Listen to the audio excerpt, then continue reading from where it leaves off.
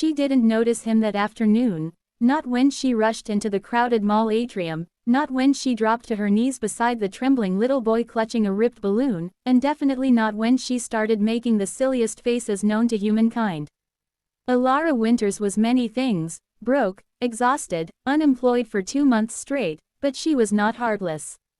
So when she found a crying 7-year-old sitting alone near the fountain, cheeks streaked with tears, she reacted on instinct. "Hey, buddy," she said softly, kneeling. "Did the dragon steal your treasure?" The boy sniffled. It flew away." Alara gasped so dramatically that 2 teenagers passing by actually stopped. "A dragon? In this mall? On a Tuesday? Unbelievable. Truly unacceptable behavior." The boy blinked, confusion temporarily overriding his fear. "My balloon flew away." "Oh," she said, widening her eyes. "A balloon dragon. Those are the worst. Sneaky, slippery creatures." A tiny smile twitched at the corner of his mouth, and Alara's heart did a little somersault. Kids. No matter how messy her life felt, a child's smile made everything lighter. She sat cross-legged beside him and pretended to search the ceiling. "If I see it again, I'll catch it. I happen to be the #1 certified dragon wrangler in the state." "You are?" His voice quivered with hope. "Absolutely. Want to see my certificate?" He nodded. Alara held up her empty palm like she was presenting a priceless artifact. "See, invisible ink. Very elite. Only specially trained professionals like you can see it." He leaned closer, squinting at her hand. Then he giggled, and that tiny laugh, light and warm, sparked something inside her she'd almost forgotten. Joy. Real joy. She didn't know that a man stood on the balcony above, one hand resting on the glass railing, watching every second. Damien Hale was used to watching people. As CEO of Hale Industries and, according to half the magazines he loathed, the most intimidating bachelor in the city, he'd mastered the art of observing without being seen. People revealed more about themselves when they thought no one was looking. But the woman downstairs didn't hide anything. Her emotions spilled out freely: compassion, humor, warmth, radiating like sunlight. Even from the second floor, Damien felt the shift in the air around her. The boy she comforted wasn't her child, that much was obvious. But she comforted him with the deep, patient gentleness of someone who'd lived through enough storms to understand others' fear. Damien had come to the mall to escape a boardroom full of men twice his age questioning decisions they had no right to challenge. He'd come alone, without bodyguards, wearing the anonymity of casual clothes instead of tailored suits. He hadn't expected to find himself unable to look away. The boy's mother finally arrived, flustered, apologetic, showering Alara with thanks. Alara brushed it all off with an embarrassed smile. And that was when Damien descended the escalator and walked toward her. Alara stood, brushing lint from her jeans, preparing to slip back into the sea of strangers. "Excuse me," a deep voice said. She turned, and almost swallowed her tongue. Tall, dark hair, gray eyes sharp enough to slice through steel. A jawline sculpted by a vengeful god. And that aura, controlled, powerful, the kind that made people straighten instinctively. Her brain supplied 2 words: unfairly attractive. "Yes," she managed. "I saw what you did," he said simply. Her brows pulled together. "What I did? With the boy?" Alara flushed. "Oh, that. I was just..." He looked scared. "Anyone would have done the same." "No," he said, tone final.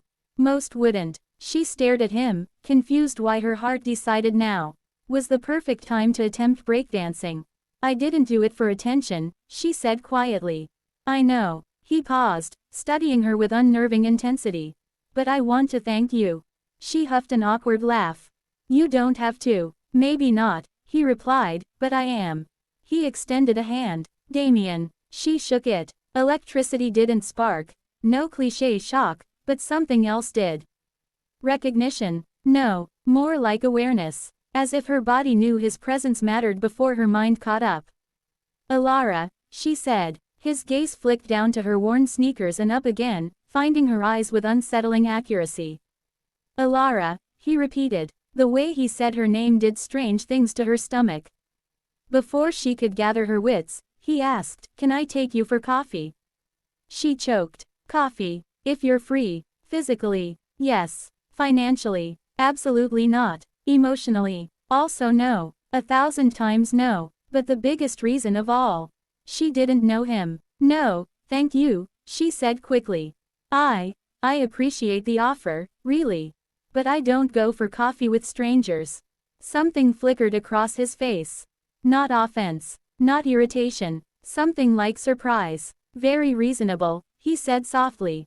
"But I hope we meet again, Alara." She doubted it. Men like him didn't orbit near women like her. Except, he was still looking at her. And then, without another word, he walked away. 3 days later, Alara walked into her apartment and screamed. Not a terrified scream, more like a confused, outraged, "What fresh nonsense is this?" scream. A box sat outside her front door. A sleek black box with her name written in silver ink. Her heart hammered. She crouched and lifted the lid. Inside lay a small stuffed dragon, bright green with ridiculous sparkly wings. A balloon string was tied around its little paw. A card rested beneath it. To the dragon wrangler. Alara pressed a hand over her mouth, laughing despite herself. But then she noticed something else tucked inside, a business card. Damien Hale, CEO, Hale Industries.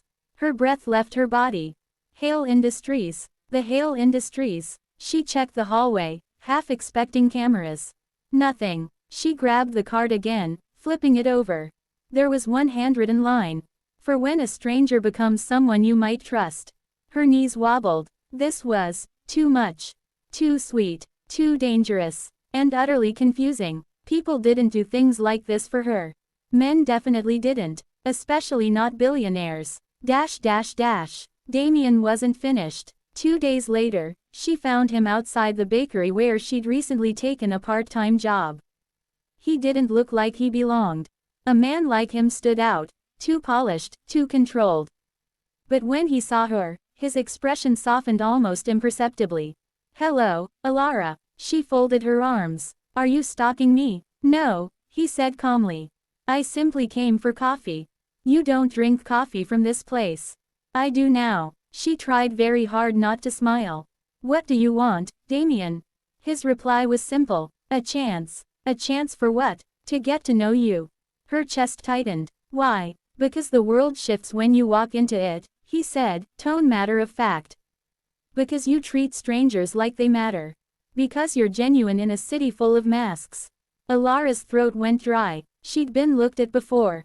But never seen. "Damien." She shook her head. "My life is a mess. I don't mind mess. I'm broke. I have enough for both of us." She glared. "That's not funny. It wasn't meant to be." She exhaled sharply. "Why me?" Something dark flickered through his eyes. A shadow. A bruise etched into memory. "Because you remind me of what I lost," he said softly. "And what I might find again." Before she could respond, a shout came from behind her. "Alara, break's over." She cursed under her breath. "I have to work. I'll wait." "You can't just wait outside my job." "I can. And I will." Her pulse did something violent. "Fine," she muttered. "One coffee. After my shift." Damien smiled. Not a billionaire's smile, polished and practiced, but something real. "I'll be here." Alara didn't know that Damien's interest wasn't only admiration.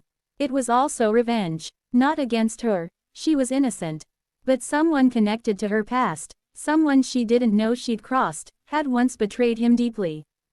Damien had spent years building walls, sharpening his edges, becoming a man feared in boardrooms. He hadn't planned to involve anyone in the quiet war he waged. But when he saw Alara kneeling beside that scared little boy, he realized something terrifying.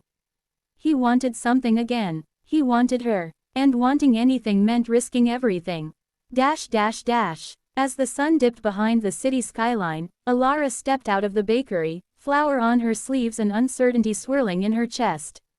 Damien stood exactly where she'd left him. Still, waiting, certain. "Alara," he said again, her name sounding like a promise and a warning wrapped together. She drew in a shaky breath. This man could rewrite her life.